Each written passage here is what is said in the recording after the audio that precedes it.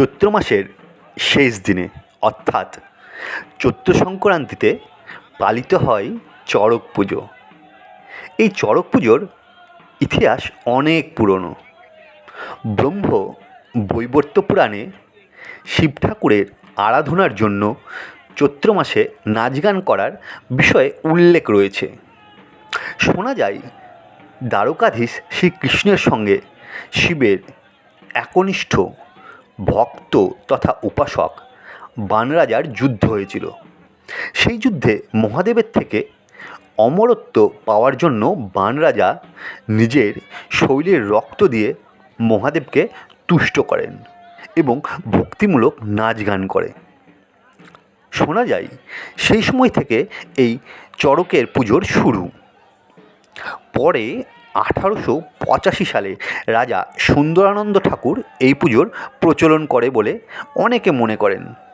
সেই সময় থেকে শৈব সম্প্রদায়ের সমস্ত মানুষগণ এই উৎসব পালন করে আসছেন।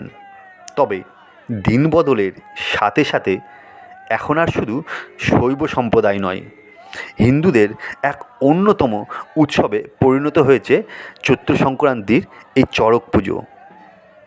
আর এই চড়ক পুজোতে ভক্ত সন্ন্যাসীদের দ্বারা হাজিরা নাচ এক অন্যতম মাত্রা প্রদান করে।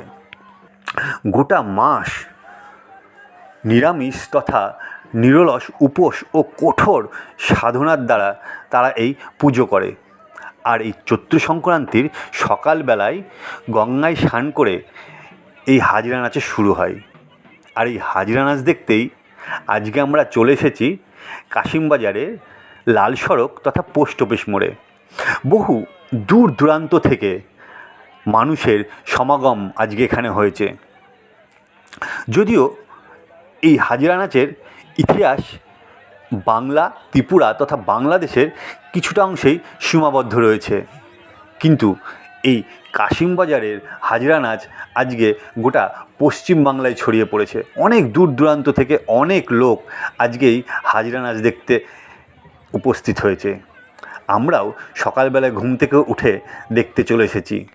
বলে না, যার শেষ ভালো তার সব ভালো। আর চৈত্র মাসের এই হাজিরা নাচের মাধ্যমেই গোটা বছরের 1430 সালের আজকে অবসান ঘটল।